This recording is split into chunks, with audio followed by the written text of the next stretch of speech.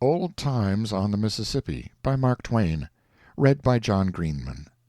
Chapter-1. Cub Wants to be a Pilot. When I was a boy, there was but one permanent ambition among my comrades in our village on the west bank of the Mississippi River. That was to be a steamboat man. We had transient ambitions of other sorts, but they were only transient. When a circus came and went, it left us all burning to become clowns. The first Negro minstrel show that came to our section left us all suffering to try that kind of life.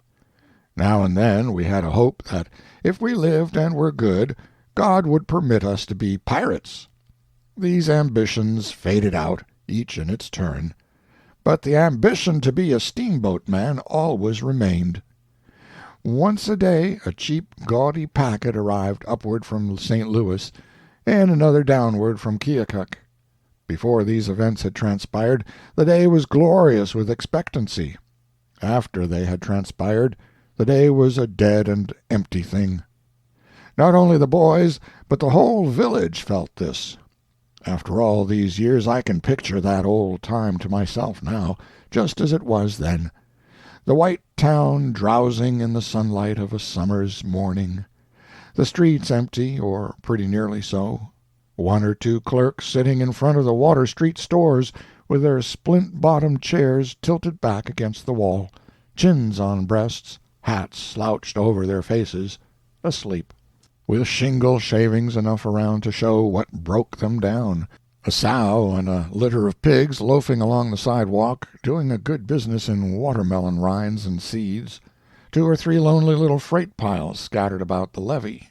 A pile of skids on the slope of the stone-paved wharf, and a fragrant town drunkard asleep in the shadow of them. Two or three wood flats at the head of the wharf, but nobody to listen to the peaceful lapping of the wavelets against them. The great Mississippi, the majestic, the magnificent Mississippi, rolling its mile-wide tide along, shining in the sun, the dense forest away on the other side, the point above the town, and the point below, bounding the river glimpse, and turning it into a sort of sea, and withal a very still and brilliant and lonely one. Presently a film of dark smoke appears above one of those remote points. Instantly a negro drayman, famous for his quick eye and prodigious voice, lifts up the cry, "Steamboat a-comin'!" and the scene changes. The town drunkard stirs, the clerks wake up, a furious clatter of drays follows, every house and store pours out a human contribution, and all in a twinkling the dead town is alive and moving. Drays, carts, men, boys, all go hurrying from many quarters to a common center, the wharf. Assembled there, the people fasten their eyes upon the coming boat as upon a wonder they are seeing for the first time. The boat is rather a handsome sight, too. She is long and sharp and trim and pretty. She has two tall, fancy-topped chimneys, with a gilded device of some kind swung between them, a fanciful pilot-house, all glass and gingerbread, perched on top of the Texas deck behind them. The paddle-boxes are gorgeous, with a picture, or with gilded rays above the boat's name. The boiler deck, the hurricane deck, the Texas deck are fenced and ornamented with clean white railings. There is a flag gallantly flying from the jackstaff. The furnace doors are open and the fires glaring bravely. The upper decks are black with passengers. The captain stands by the big bell, calm, imposing, the envy of all. Great volumes of the blackest smoke are rolling and tumbling out of the chimneys, a husband in grandeur created with a bit of pitch pine just before arriving at a town. The crew are grouped on the forecastle. The broad stage is run far out over the port bow, and an envied deckhand stands picturesquely on the end of it, with a coil of rope in his hand. The pent steam is screaming through the gauge-cocks. The captain lifts his hand, a bell rings, the wheels stop. Then they turn back, churning the water to foam, and the steamer is at rest. Then such a scramble as there is to get aboard, and to get ashore, and to take in freight, and to discharge freight, all at one and the same time. and such a yelling and cursing as the mates facilitated all with. 10 minutes later the steamer is under way again, with no flag on the jackstaff and no black smoke issuing from the chimneys. After 10 more minutes the town is dead again, and the town drunkard asleep by the skids once more. My father was a justice of the peace, and I supposed he possessed the power of life and death over all men, and could hang anybody that offended him. This was distinction enough for me as a general thing, but the desire to be a steamboat man kept intruding nevertheless. I first wanted to be a cabin boy, so that I could come out with a white apron on and shake a tablecloth over the side where all my old comrades could see me. Later I thought I would rather be the deckhand who stood on the end of the stage plank with a coil of rope in his hand, because he was particularly conspicuous. But these were only daydreams. They were too heavenly to be contemplated as real possibilities. By and by one of our boys went away. He was not heard of for a long time. At last he turned up as an apprentice engineer or striker on a steamboat. This thing shook the bottom out of all my Sunday school teachings. That boy had been notoriously worldly, and I just the reverse, yet he was exalted to this eminence, and I left in obscurity and misery. There was nothing generous about this fellow in his greatness. He would always manage to have a rusty bolt to scrub while his boat tarried at our town, and he would sit on the inside guard and scrub it, where we all could see him and envy him and loathe him. And whenever his boat was laid up he would come home and swell around the town in his blackest and greasiest clothes, so that nobody could help remembering that he was a steamboat man. And he used all sorts of steamboat technicalities in his talk, as if he were so used to them that he forgot common people could not understand them. He would speak of the larboard side of a horse in an easy, natural way that would make one wish he was dead. He was always talking about St. Louis, like an old citizen.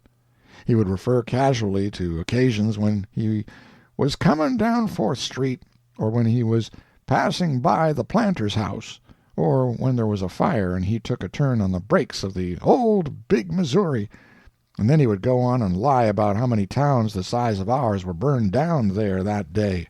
2 or 3 of the boys had long been persons of consideration among us, because they had been to St. Louis once and had a vague general knowledge of its wonders. But the day of their glory was over now.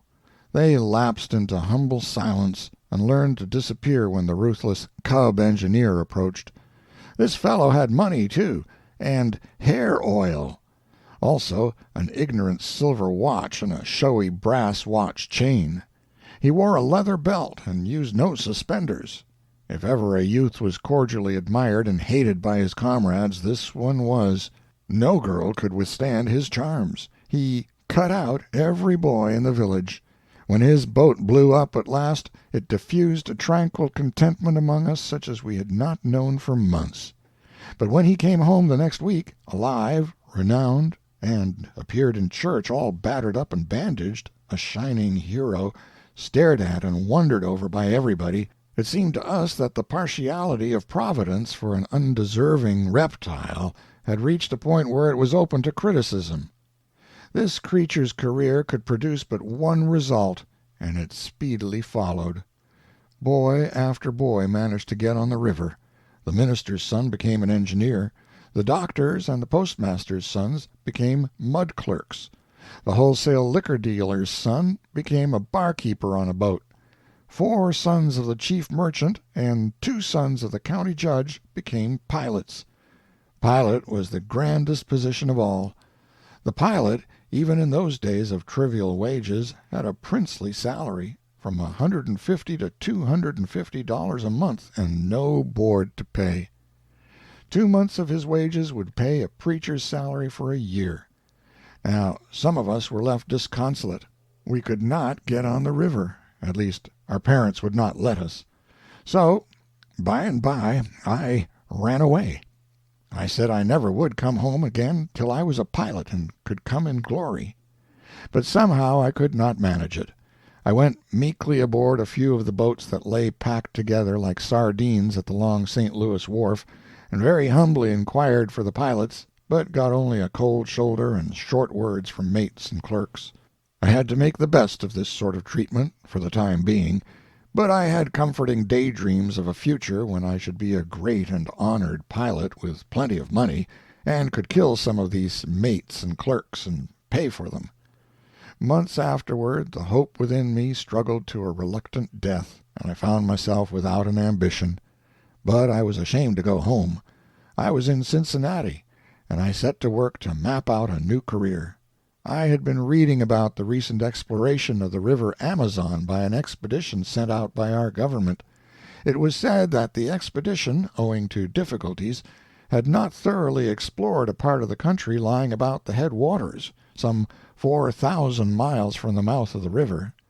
It was only about 1,500 miles from Cincinnati to New Orleans, where I could doubtless get a ship. I had $30 left. I would go and complete the exploration of the Amazon. This was all the thought I gave the subject. I never was great in matters of detail. I packed my valise and took passage on an ancient tub called the Paul Jones for New Orleans. For the sum of $16 I had the scarred and tarnished splendors of her main saloon principally to myself, for she was not a creature to attract the eye of wiser travelers. When we presently got under way and went poking down the broad Ohio, I became a new being, and the subject of my own admiration. I was a traveler. A word never had tasted so good in my mouth before. I had an exultant sense of being bound for mysterious lands and distant climes, which I never have felt in so uplifting a degree since.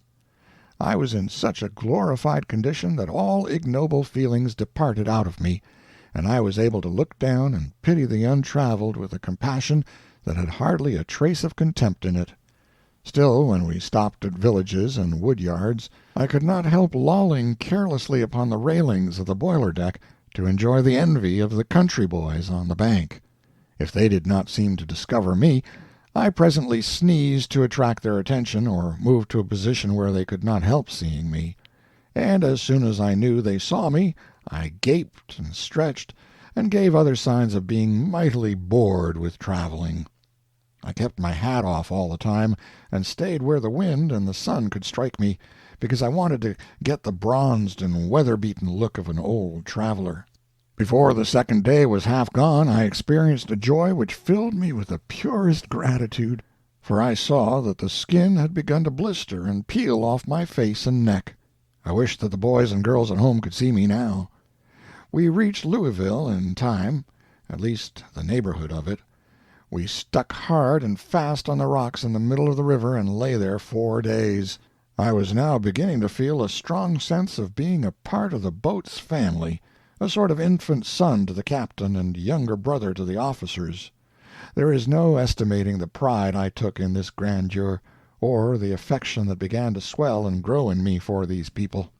I could not know how the lordly steamboatman scorns that sort of presumption in a mere landsman. I particularly longed to acquire the least trifle of notice from the big stormy mate, and I was on the alert for an opportunity to do him a service to that end. It came at last. The riotous powwow of setting a spar was going on down on the forecastle, and I went down there and stood around in the way, or mostly skipping out of it, till the mate suddenly roared a general order for somebody to bring him a capstan bar. I sprang to his side and said, "Tell me where it is, I'll fetch it." If a rag-picker had offered to do a diplomatic service for the Emperor of Russia, the monarch could not have been more astounded than the mate was. He even stopped swearing. He stood and stared down at me. It took him 10 seconds to scrape his disjointed remains together again.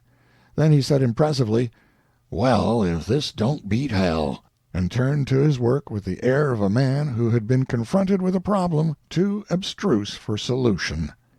I crept away, and courted solitude for the rest of the day. I did not go to dinner. I stayed away from supper until everybody else had finished. I did not feel so much like a member of the boat's family now as before. However, my spirits returned in installments as we pursued our way down the river. I was sorry I hated the mate so, because it was not in young human nature not to admire him. He was huge and muscular. His face was bearded and whiskered all over.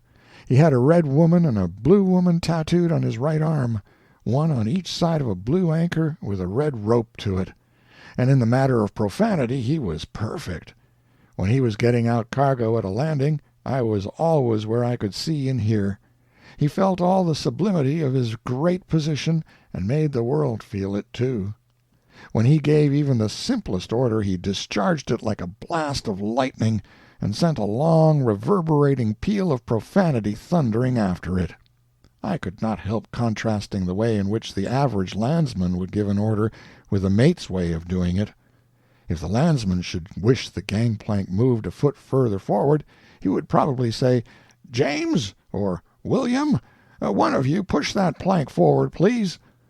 But put the mate in his place, and he would roar out, "Here, now, start that gangplank forward! Lively, now! What are you about? Snatch it! Snatch it! There! There! Aft again! Aft again! Don't you hear me? Dash it to dash! Are you going to sleep over it? Fast heavin'! Fast heavin', I tell you! Going to heave it clear astern? Where are you going with that barrel? Forward with it, for I make you swallow it, you dash, dash, dash, dash, split between a tired mud turtle and a crippled hearse horse." I wished I could talk like that. When the soreness of my adventure with the mate had somewhat worn off, I began timidly to make up to the humblest official connected with the boat, the night watchman. He snubbed my advances at first, but I presently adventured to offer him a new chalk pipe, and that softened him. So he allowed me to sit with him by the big bell on the hurricane deck, and in time he melted into conversation. He could not well have helped it. I hung with such homage on his words, and so plainly showed that I felt honored by his notice. He told me the names of dim capes and shadowy islands as we glided by them in the solemnity of the night, under the winking stars, and by got to talking about himself. He seemed over-sentimental for a man whose salary was $6 a week, or rather he might have seemed so to an older person than I. But I drank in his words hungrily, and with a faith that might have moved mountains if it had been applied judiciously. What was it to me that he was soiled and seedy and fragrant with gin? What was it to me that his grammar was bad, his construction worse, and his profanity so void of art that it was an element of weakness rather than strength in his conversation? He was a wronged man, a man who had seen trouble, and that was enough for me.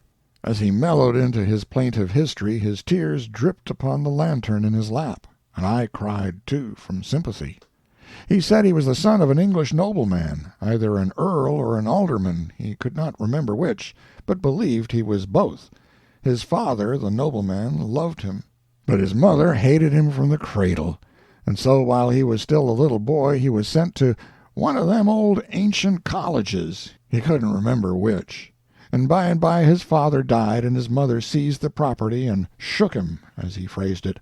After his mother shook him, members of the nobility with whom he was acquainted used their influence to get him the position of loblolly boy in a ship, and from that point my watchman threw off all trammels of date and locality and branched out into a nestled all along with incredible adventures, a narrative that was so reeking with bloodshed and so crammed with hair-breadth escapes, and the most engaging and unconscious personal villainies, that I sat speechless, enjoying, shuddering, wondering, worshipping. It was a sore blight to find out afterwards that he was a low, vulgar, ignorant, sentimental, half-witted humbug, an untraveled native of the wilds of Illinois, who had absorbed wildcat literature and appropriated its marvels, until in time he had woven odds and ends of the mess into this yarn, and then gone on telling it to fledglings like me, until he had come to believe it himself.